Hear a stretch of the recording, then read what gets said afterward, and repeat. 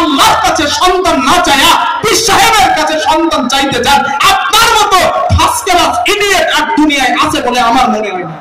আম্মা জান আয়েশা বলে, আমি মাঝে মাঝে রাসূলুল্লাহ সাল্লাল্লাহু আলাইহি ওয়াসাল্লামকে মাঝে মাঝে দেখতাম নবীজির মেজাজটা অনেক ভালো, আল্লাহর নবীর মুখটা অনেক ভালো, আল্লাহর নবী ঠান্ডা মেজাজে আছেন, নবীজি হাসি খুশি অবস্থায় আছে। আম্মা জান আয়েশা বলে, আমি আল্লাহর হাবিবের কাছে গেলাম, নবীজির কাছে যাওয়ার পর আমি আল্লাহর রাসূলকে বললাম, ইয়া রাসূলুল্লাহ ইয়া আল্লাহ আলী, হুজুর আপনি আমার জন্য আল্লাহর কাছে দোয়া করেন। আল্লাহর নবী দোয়া করলেন, আল্লাহুম্মা গফিরলি আয়েশা, আল্লাহ আপনি আয়েশাকে মাফ করে দিন, মা তাকাদ্দামা মিন যামবিকা ওয়া লা তাআখার, আয়েশার আগের গুনাহ পরের গুনাহ আপনি মাফ করে দেন। ওয়া মা আমানাত মা আসররাত ওয়া মা আলানাত, আয়েশার আগের গুনাহ পরের গুনাহ সামনের গুনাহ পিছনের গুনাহ আল্লাহ আপনি সব গুনাহ মাফ করে দিন। আম্মা জান আয়েশা বলেন, রাসূলুল্লাহ সাল্লাল্লাহু আলাইহি ওয়াসাল্লাম আমার জন্য এমন একটা দোয়া করলেন, ফাতাহিকাত, আমার হাসি পেয়ে যায়। সুবহানাল্লাহ, এমন দোয়া করছেন ফাতাহিকাত, আমার হাসি পেয়ে গেছে। আল্লাহর নবী বলেন, আয়েশা আমি যখন তোমার জন্য দোয়া করি, আমি যখন তোমার জন্য দোয়া করি, তোমার কি বড্ড আনন্দ লাগে, তোমার কি বড্ড খুশি লাগে। আম্মা জান আয়েশা বলেন, ইয়া রাসূলুল্লাহ আপনি যার জন্য দোয়া করবেন তারই তো আনন্দ লাগবে, কারণ আপনি তো একজন বিশ্ব নবী, ঠিক কি না? আল্লাহর নবী যে কথাটা বললেন, ও সারা যুবক, এই কথাটা সারা জীবন মুখস্থ রাখবে। আল্লাহর নবী বলেন, আয়েশা আমি তোমার জন্য দোয়া করলাম, তোমার বড্ড আনন্দ লাগলো, তবে বিবি আয়েশা শোনো, ইন্নাহা লাতুআইন লিউম্মতি ফি কুল্লি সালাত, আমি নবীজি যতবার নামাজ পড়ি আর যতবার আল্লাহর কাছে দোয়া করি, তোমার জন্য যেই দোয়াটা করলাম ওই সেম দোয়াটা, একই দোয়াটা আমি নবী আমার গুনাহগার উম্মতদের জন্য করি।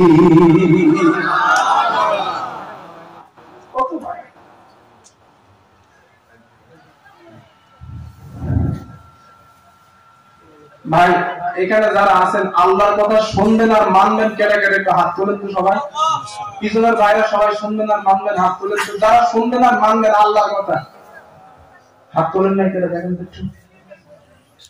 সবাই হাত তুলছেন না, এবার একটু হাত নামান। আপনারা ওয়াদা করছেন আল্লাহর কথা শুনবেন আর মানবেন।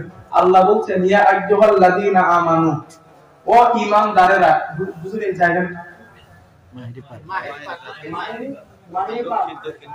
দক্ষিণ মায়ের পাড়ের ঈমানদারেরা, আল্লাহ ঈমানদারদের দেখে বলতেছে, ইযা কিলা লাকুম, যখন তোমাদের বলা হয়, তাফাসসাহু ফিল মাজালিস, তোমরা মাহফিলের জায়গা কোনো সস্তা রেখো না, আগত মুমিনদের জন্য মাহফিলে জায়গা করে দাও। আপনারা ওয়াদা করছেন আল্লাহর কথা শুনবেন না, কেউ যাবেন না, ওই ওই যুবক ভাই, আল্লাহ খুব চালাক, হাত তুলছেন।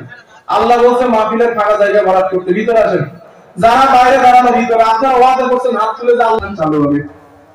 এইটা শেষ হাদিস আমার, এই হাদিসটা মন দিয়ে শোনেন, আর এর মধ্যে আমাদের জন্য 4টে শিক্ষা আছে, এই শিক্ষাটা দিয়ে আমি আমার আলোচনা শেষ করব ইনশাআল্লাহ। হাদিসটার রাবি, হাদিসের বর্ণনাকারী নবীর চাচাতো ভাই, কেটা হতে পারে? ওলামায়ে কেরাম বলেন না, কে হতে পারে বলেন তো? নবীর চাচাতো ভাই, হ্যাঁ আরে বলেন না, ঠিক বুঝ যাক হবে তো, ভেরি গুড, ওলামায়ে কেরাম বলতে তো হবে না। আব্দুল্লাহ ইবনে আব্বাস রাদিয়াল্লাহু তাআলা আনহু হাদিসের রাবী, উনি নবীর চাচাতো ভাই। আলীর নামটা কেন জানি বলেন তো? নানান সমস্যা জড়িয়ে আছে ওনার পিছনে।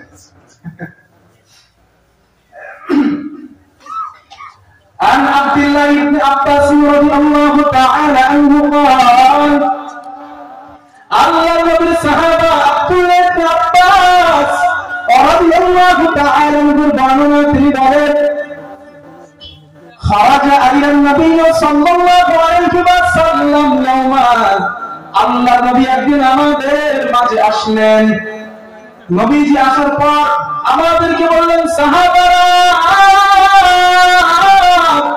উরিদাত আলাইহিল উমাম দুনিয়ার সমস্ত উম্মত এবং নবীকে আমি নবীজি আমার সামনে হাজির করা হয় আল্লাহ নবী বলেন ফাজারান নবিয়্যু ইয়ামুরু মা'হু রাজুলান আল্লাহ নবী বলেন সাহাবারা আমি নবীজি আমার সামনে দিয়ে একজন নবী হেঁটে যায় হাদিসটা মন দিয়ে শুনেন আল্লাহ নবী বলেন আমার সামনে দিয়ে একজন নবী হেঁটে যায় তার সঙ্গে উম্মত মাত্র একজন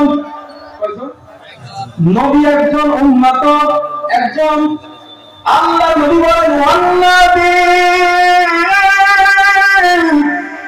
আমি দেখলাম আর একজন নবী আমার সামনে দিয়ে হেঁটে যায় আল্লাহ নবী বলেন মা'হু রাজুলান তার সঙ্গে উম্মত মাত্র দুইটা কয়টা আল্লাহ নবী বলেন ওয়ান্নাবী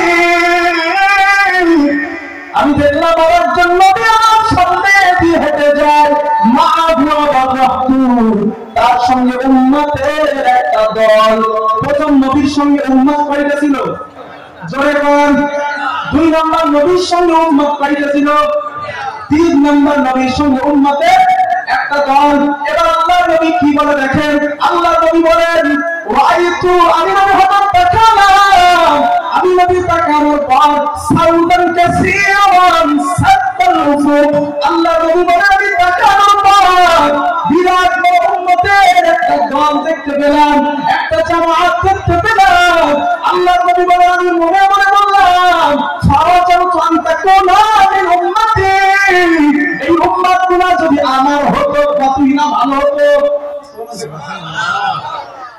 নবী বলেন আমি মনে মনে বললাম কিন্তু না আল্লাহর পক্ষ থেকে বলা হলো নবী এই উম্মতগুলো আপনার না এগুলো মুসা নবীর উম্মত নবী বলেন আমার টেনশন বেড়ে গেছে হায় মুসা নবীর এত উম্মত আল্লাহ নবী বলেন এবার আমাকে বলা হলো উনজুর হাবিব আপনি তাকান নবী বলেন রাআইতু আমি তাকালাম সাউদান কাসীরান সাদাউফু আল্লাহ নবী বলেন আমি তাকানোর পর বিরাট বড় বড় উম্মতের অনেকগুলো দল দেখতে পেলাম নবী বলেন আমি আমার সামনে তাকালাম ওয়ামিন খালফি আমার পিছনে তাকালাম ওয়ান ইয়ামিনি আমি আমার ডানে তাকালাম ওয়ান ইয়াসারি আমি আমার বামে তাকালাম নবীজি বলেন বিরাট বড় বড় উম্মতের দল আমি রাহমাতুল আলামিন আমি নবীজি দেখতে পেলাম ওই দলগুলোর শেষ কোথায় হয়েছে আমি নবী এতটা বুঝতে পারি নাই আল্লাহ আমাকে বললেন হাবিব হাউলাই উম্মাতু ও নবী এই উম্মতগুলো হলো আপনার প্রথম ভাই নবী বলেন এই দলের শেষ হইছে কোথায় আমি দেখতে পাই নাই মানে নবীর পরে আরো অনেক উম্মত কিয়ামত পর্যন্ত আসবে যেমন আমরা তাই না আল্লাহ নবী এবার কি বলে দেখেন এইবার মজার কথাটা শুনেন নবীজি বলেন সাহাবারা সালাম মাহা উলাই সাবাউনা আলফান ইয়াদখুলুনাল জান্নাতা বিগাইরি হিসাব এই যে বিরাট উম্মত আমি দেখলাম এই উম্মতের মাঝে ৭০,০০০ উম্মত এমন আছে যারা বিনা হিসাবে আল্লাহর জান্নাতে চলে যাবে আমরা আসি বলে মনে হয় 1 লাখের অধিক সাহাবা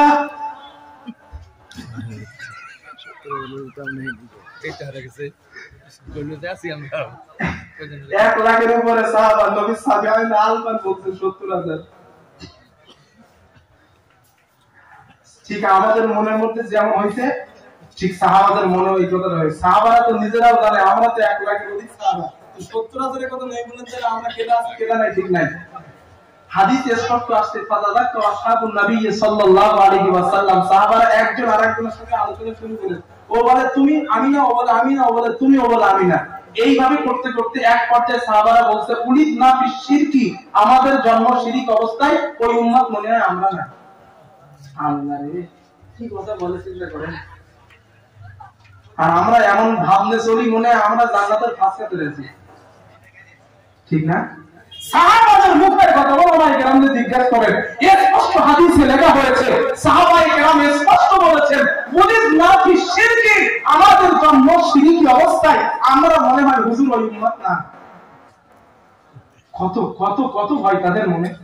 আর আমরা দুই রাকাত নামাজ ঠিক করে পড়তে পারলে আরেকজনের ভুল করি, তুই জানিস আমার মতন হাজী সাহেব আমার মতন পাকা ইমানদার আসামি নিয়ে একটা ফেরেশতা মরে দেখ বেটার গ্রাম পেটাই দেখি, এত সহজ না? রাসূলুল্লাহ সাল্লাল্লাহু আলাইহি ওয়াসাল্লাম বললেন সাহাবারা তোমাদের জন্ম শিরিক অবস্থায় হইলে কি হবে? তোমরা তো আমার সাহাবা। সুবহানাল্লাহ। হ্যাঁ, হযরত আলী রাদিয়াল্লাহু আনহু বাপ মুশরিক ছিলেন, এটা হাদিসের মধ্যে প্রমাণিত। আবু তালেব জাহান্নামে যাবে না, এটাও তো হাদিসে আছে। নবীজি ইন্তেকালের সময় ওর ওনার মাথার কাছে বসা, নবী বললেন লা ইলাহা ইল্লাল্লাহ কালিমাতান আশহাদ লাকা বিহা ইনদাল্লাহ। ও চাচা আপনি তো মারা যাচ্ছেন, একবার কালেমা পড়ে, কালেমাতান মাররাতান ওয়াহিদাতান, একবার কালেমা পড়ে মারা যান, আমি নবী মুহাম্মদ কিয়ামতের দিন আপনার ঈমানের পক্ষে আল্লাহর কাছে সাক্ষী দেব। আবু তালেব কথা নাই, ওনার শেষ কথা ছিল কি? এটা হাদিসে আসছে, ওয়াকানা আখিরু মা কাল্লামাহুম ওয়া আলা মিল্লাতি আব্দুল মুত্তালিব। ও ভাতিজা মুহাম্মদ, আমি তোমার কালিমা নিলাম না, আমি আমার আব্বা আব্দুল মুত্তালিবের ধর্মের উপরেই আছি। এই কথা বলে মারা যায়। এখন যে নবীর কালিমা নাই না, সে তো মুশরিক, সে তো জাহান্নামে যাবে, ঠিক তো? তাহলে আবু তালেব নবীজির চাচা, আর শুধু চাচা না, আলী রাদিয়াল্লাহু আনহুর বাপ, সে কাফের মুশরিক অবস্থায় বসতেন। তাহলে সাহাবারা বলেন হযরত ওমর রাদিয়াল্লাহু আনহুর বাপ ফাতওয়া তো কাফের। তাহলে অনেক সাহাবার জন্ম শিরিক অবস্থায়, তাই বলে শিরিক অবস্থায় বলে তাদের শান মান মর্যাদা কম নয়। আকীদা সাফ করুন, যেন আবার সকালবেলা কাফের বলে দেন না। আমাদের কলকাতায় এই যে একটা সমস্যা হয়েছে, মানে কোন একজন আমাদের, আপনারা হয়তো শুনেছেন, মুফতি আব্দুল কাদের সাহেবের নাম শুনেছেন না? মুফতি আব্দুল কাদের সাহেব, উনি একটা প্রাসঙ্গিক কথা বলতে বলতে এই কথা বলছিলেন যে অনেক সাহাবার বাপ কাফের। এই কথা বলেছে, কিছু আলেম তার বিরুদ্ধে কাফের ফতোয়া দেন, উনি সাহাবার বাপদের কাফের বলে। তাই বলছি ভাই, আমাদের তারা সকালবেলা কাফের টাফের বলেন না। আমি কথাগুলি বলে দিলাম যে ওনার বাপ কাফের ছিল, ওনার বাপ কাফের ছিল, তবে কাফের বাপ ছিল বলে সাহাবাদের সম্মান কোনো কম নয়। আর এটা সাহাবারা নিজেরা হাদিসে বলছেন উলিদ না ফি শিরকি, আমাদের জন্ম শিরিক অবস্থায়, আমরা ওই উম্মতের মধ্যে না। নবী বলে বিষয়টা এমন না, বিষয়টা হলো চারটা গুণ যার মধ্যে থাকবে সে বিনা হিসাবে জান্নাতে যাবে। সুবহানাল্লাহ। সে ৭০,০০০ হইতে পারে, ৭০,০০০-এর বেশিও হইতে পারে, মূল বিষয় হলো চারটা গুণ। এই চারটা গুণ আমি আপনাদের দিয়ে স্টেজ থেকে বিদায় নেব। আমি চাই আমি নিজে আল্লাহ যেন আমার তৌফিক দেন অর্জন করার, এবং আপনাদেরকেও দান করেন, আমিন। গুণ নাম্বার ১, আল্লাহর নবী বলেন ১ নাম্বার, লা ইয়াতাতায়্যারুনা, যারা মঙ্গল অমঙ্গলের কোনো কিছু নির্ণয় করে না। একটা এক্সাম্পল দেই, ভালো বুঝবেন। সাধারণ মানুষ তো বড় কষ্ট, মাশাআল্লাহ। মুদিখানা গেলামাল বলেন না, গেলামালের দোকান আছে না আপনাদের দিকে? গেলামালের দোকানে যাবেন, অনেক দোকানদার আছে, সকালবেলা যাওয়ার পর দোকানদারকে বলবেন, ভাই কি ভাবি কি চাচি খালা যা সম্পর্কে হয় আপনার, আমার বাড়িতে 2 জন মেহমান আসছে, আমার কাছে টাকা নাই, 200 টাকার মাল আমার ধার দেন, আমি সন্ধ্যাবেলা বা আগামীকাল টাকাটা দিয়ে দিব। অনেক দোকানদার আছে এই কথা বলে, আমি এখনো নগদে বিক্রি করতে পারি নাই, আমি বাকি দেব না। এই কথা বলে না? যেই ব্যক্তি এই কথা বলে, আমি নগদ বিক্রি করি নাই, আমি আগে বাকি দেব না, ওনারে বলবেন তুমি ৭০,০০০-এ নাই, তুমি ৭০,০০০ থেকে বাড়ি গেছো। কারণ ও মঙ্গল অমঙ্গলের পার্থক্য সৃষ্টি করেছে। আল্লাহ হাবিব বলেন লা ইয়াতাতায়্যারুনা, যারা মঙ্গল অমঙ্গলের কোনো কিছু নির্ণয় করে না, তারা বিনা হিসাবে কই যাবে? জান্নাতে। তাহলে ১ নাম্বার। ২ নাম্বার, আল্লাহর নবী বলেন ওয়ালা ইয়াস্তাকুনা, যারা কুফরি কালামে ঝাড়ফুঁক করে না। এগুলো সাধারণ মানুষের মধ্যে পাওয়া যাবে না, তাও আছে কিছু কিছু। আমাদের মতো কিছু হুজুর আছে, তবে হাক্কানি যারা আলিম, যারা হাক্কানি আলেম, তারা আলহামদুলিল্লাহ এটা করে না। তবে যারা নিজের বড়ত্ব প্রকাশ করতে চায়, মানে ফু দেয়, কাজ হয় না। সূরা ফাতিহা পড়ে ফু দেয়, কাজ হয় না। সূরা ফালাক নাস পড়ে ফু দেয়, কাজ হবে কি? নামাজই তো পড়ে না ঠিক মতো, তো কাজ হবে কি? এখন যখন কাজ হয় না, এখন নিজের প্রতি ঠিক রাখার জন্য ফেরাউনের নাম পড়ে ফু দেয়, ইবলিস শয়তানের নাম পড়ে ফু দেয়। আর কুফরি কালামে কাজ বেশি হয়, তাই না হুজুর? কুফরি কালামে কাজটা বেশি হয়। তো কুফরি কালাম যারা করে, ঝাড়ফুঁক করে, নবীজি বলেন ওরাও বিনা হিসাবে জান্নাতে যাবে না।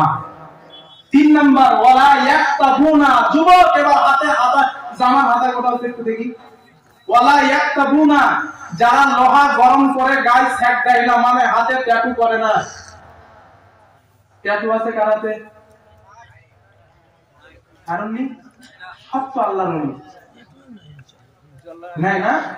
আলহামদুলিল্লাহ, যাক আমি ওয়াজ করে সাকসেস। ট্যাটু করবেন না জীবনে। ট্যাটু যদি করেন, আমি আপনাদের আসামের লোকের কাছে বলবো, আপনি মরে যাবার পরে আপনার কুত্তার মতন যেন মাটি দেন। জানাজারও দরকার নাই, গোসলেরও দরকার নাই, কারণ আপনার জানাজা গোসলের কোনো প্রয়োজন নাই। যদি বলেন কেন নাই, এখানে ওলামায়ে কেরাম আছে, আমি কথাটা বলি এনাদের সামনে, আপনারা একটু শোনেন। আপনি হাতে ট্যাটু করলেন, হাতে ট্যাটু করলে এই লোমের গোড়া স্পট পড়বে না পড়বে না? আরে জোরে বলেন না কেন, পড়বে তো। এখন হাতের লোমের গোড়ায় যদি স্পট পড়ে, গোসলের যেই 3টে ফরজ আছে, 3টে ফরজের মধ্যে সমস্ত শরীর ধৌত করা ফরজ না নফল? জোরে বলেন। এখন স্ত্রীর পাশে রাত্রি ছিলেন, সকালবেলা গোসল ফরজ গোসল করবেন। এখন ট্যাটু করার কারণে এই লোমের গোড়ায় পানি যাবে না, ফরজ গোসল হবে? জোরে বলেন। ফরজ গোসল না হইলে উযু হবে? উযু না হইলে নামাজ হবে? কত আলমগীর খুলে দেখেন, বিনা উযুতে ইচ্ছাকৃত, ভুল বলছেন না, বিনা উযুতে ইচ্ছাকৃত যদি কোনো ব্যক্তি নামাজ পড়ে ও কাফের হবে। ভুলবশত না, ইচ্ছাকৃত বিনা উযুতে যদি কেউ নামাজ পড়ে সে কাফের হবে। আর কাফেরের জন্য গোসলও নাই, জানাজাও নাই, কুত্তার মতো মাটি দেন তারে। একটু ভারী বলে ফেললাম না, কষ্ট পাইলে মাপ চাই। তবে যুবক পা দুটো ধরে বলি, কেউ যদি মনের ভুলে হাতে ট্যাটু করো, আল্লাহর রাস্তায় এখন টেকনিক্যালি যুগ, তুমি এটা তুলে ফেলো, না হলে তোমার কবরে দুঃখ আছে। আল্লাহ কথাগুলো বোঝার তৌফিক দেন, জোরে বলেন আমিন। তাহলে 3 নাম্বার ওয়ালা ইয়াক্তাবুনা, যারা লোহা গরম করে গায়ে সেক দেয় না, হাতে ট্যাটু করে না, ওরাও বিনা হিসাবে কই যাবে? জান্নাতে। আল্লাহর হাবিব বলেন 4 নাম্বার বালহুম ইয়াতাওয়াক্কালুনা আলাল্লাহ, যারা প্রতিটা মুহূর্ত আল্লাহর উপরে তাওয়াক্কুল করে, আল্লাহর উপরে ভরসা করে। মেয়ের বিয়ে হয় না, আল্লাহর উপরে ভরসা করে, মাবুদ আমার মেয়ের বিয়ে হচ্ছে না, তুমি একটা সৎপত্রের ব্যবস্থা করে দাও। ভরসা আল্লাহর উপরে। বাড়িতে মেহমান আসছে, বাজার করার টাকা নাই, তাহাজ্জুদের নামাজ পড়ে আল্লাহর কাছে চাইছে, মাবুদ আমার বাজার করার টাকা নাই, বাড়িতে কাল মেহমান আসবে, তুমি টাকা ব্যবস্থা করে দাও। আল্লাহ আমার বাবা অসুস্থ, ট্রিটমেন্ট করার মতো টাকা আমার নাই, ও মাবুদ তুমি আমার বাবার ট্রিটমেন্টের সুস্থতা করে দাও, আমার ট্রিটমেন্ট করার টাকা নাই। ও আমার আল্লাহ, আমার বিবি 4 বছর 5 বছর 5 বছর বাচ্চা হয় না, আল্লাহ আমি তোমার কাছে আসছি, তুমি তো সন্তান দেওয়ার মালিক, আল্লাহ তুমি তো মেয়ে দেওয়ার মালিক, তুমি তো ছেলে দেওয়ার মালিক, আল্লাহ আমি তোমার কাছে আসলাম, তুমি আমার একটা ছেলে দাও, তুমি আমার একটা মেয়ে দাও। আল্লাহর কাছে যারা চাইতে পারেন, আল্লাহর উপরে প্রতিটা মুহূর্ত যারা ভরসা করেন, নবী বলেন ওরা বিনা হিসাবে জান্নাতে যাবে। পীর সাহেবের কাছে যায়, যে বলে হুজুর, পীর সাহেব হুজুর আমার ওর 10 বছর বাচ্চা হয় না, একটা বাচ্চা দাও। আছে না এমন মুরিদ? আসামে নাই, মাশাআল্লাহ, যাও আমাদের দিকে। পীর সাহেবের কাছে যায়, মান্নত করে, খাসি দেয়, মোরগ দেয়, আর বলে পীর সাহেব আমার একটা বড় একটা বাচ্চা দাও। আচ্ছা বলেন ভাই, পীর সাহেব কি বাচ্চা দিতে পারে? হ্যাঁ, কত বড় মানুষ যে এত বড় বেরেন্টাল হয়, আমার মাথায় আসে না। আচ্ছা আপনারা একটা এক্সাম্পল দেয়, আপনারা খাজা বাবার মাজারে গেছেন, আজমির খাজা নিঃসন্দেহে আল্লাহর ওলি মানুষ, কোনো সন্দেহ নাই। খাজা আজমির রহমাতুল্লাহ আলাইহির কবর ঘুরতে গিয়ে কবর জিয়ারত করতে গেছেন। এখন ওখানে গিয়ে বললেন খাজা বাবা, আপনাদের আসামের ভাষায় বললেন খাজা বাবা আমার বোন 10 বছর বাচ্চা হয় না, একটা বাচ্চা দাও। আচ্ছা আপনারা বলেন খাজা বাবার ভাষা কি এসএমএস ছিল? কত বলেন এখানে? এসএমএস ছিল না, কি ভাষা ছিল? হয় আরবি না উর্দু। এখন আপনি বলছেন এসএমএস ভাষায়, তাহলে খাজা বাবা আপনার কথা বুঝলো? জোরে বলেন বুঝেছে? যদি না বোঝে আপনার সন্তান দেবে কেমনে? তাহলে 1 নাম্বার ফেল করলেন।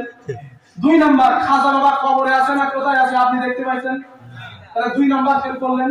3 নাম্বার খাজা বাবা ঘুমোচ্ছে না চেতনা আছে, এটা বুঝলেন? কত বলেন? বুঝতে পারছেন? তাহলে 3 নাম্বার ফেল করলেন। চিন্তা করেন, মানুষ পর পর 3টে ফেল করেছে, এরপরেও পীর সাহেবের কাছে গিয়ে সন্তান চাই। আর যে আল্লাহ বলেন লা তাখুযুহু সিনাতুন ওয়ালা নাউম, আমি আল্লাহর ঘুম তো দূরের কথা, ঘুমের আগে কম দাঁড়াটাও নাই। তুমি রাত 12টায় ডাকবা আমি সজাগ, তুমি দিন 12টায় ডাকবা আমি সজাগ, যখনই ডাকবা আমি আল্লাহ সজাগ। তাহলে 1 নাম্বার রাত 12টায় ডাকলে আল্লাহ কথা শুনবেন। 3 নাম্বার আল্লাহ বলছেন আল্লাহ মাহুল বায়ান, আমি তোমারে কথা শেখাইছি। ইংরেজি ভাষা শেখানোর মালিক কেডা? বাংলা ভাষা শেখানোর মালিক কেডা? আরবি ভাষা শেখানোর মালিক কে? তাহলে যিনি ভাষা শেখান ওনার কি ভাষা শেখা লাগে? তাহলে উনি সব ভাষা জানেন। তাহলে যে ভাষায় আল্লাহরে ডাকলেন আপনি পাস করলেন, তাহলে 2 নম্বরেই পাস করছেন।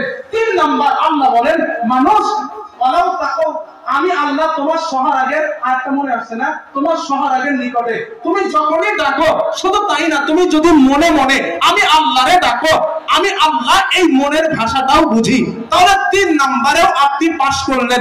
যেই আল্লাহরে ডাকলেই শোনে, যেই আল্লাহর যেই ভাষা বলেন আল্লাহ বোঝে, যেই আল্লাহ ঘুমান না, ওই আল্লাহর কাছে সন্তান না চায়া পীর সাহেবের কাছে সন্তান চাইতে চান, আপনার মতো ফার্স্ট ক্লাস ইডিয়েট আর দুনিয়ায় আছে বলে আমার মনে হয় না।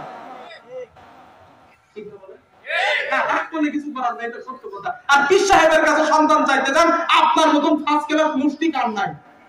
আপনি ফার্স্ট ক্লাস মুশরিক। আল্লাহ এইগুলা থেকে আমাদের ইবাদত করেন, বলেন আমিন। আরো জোরে বলেন আমিন। তাহলে এই চারটে গুণ অর্জন করা সম্ভব হবে। 4 নাম্বার, প্রতিটা মুহূর্ত আল্লাহর উপরে ভরসা করবেন। এখানে ওলামায়ে কেরাম আছেন, জিজ্ঞাসা করেন, হাদিসের মধ্যে নবীজি বলেন তোমাদের পায়ের যদি চপ্পলের একটা ফিতা ছিঁড়ে যায়, ফিতা, চপ্পল নিকৃষ্ট বস্তু না হুজুর, নিকৃষ্ট বস্তুর যদি একটা ফিতা ছিঁড়ে যায়, ওই ফিতাটা আল্লাহর কাছে চাও, তোমার আল্লাহ ওই জুতোর ফিতের ব্যবস্থা করে দেবেন। চিন্তা করেন ভাই, এত নিম্ন জিনিসের ব্যবস্থা আল্লাহ যদি করতে পারেন, ওই আল্লাহর কাছে সন্তান চাইলে আল্লাহ দিতে পারে না? এইজন্য আকিদা সাফ করেন, ঈমান মজবুত করেন, ইনশাআল্লাহ এই ঈমান নিয়ে যদি মরতে পারেন, মরবেন আল্লাহর জান্নাত। আল্লাহ কথাগুলো আমাদের বোঝার তৌফিক দান করেন। সকলে বলেন আল্লাহুম্মা আমিন।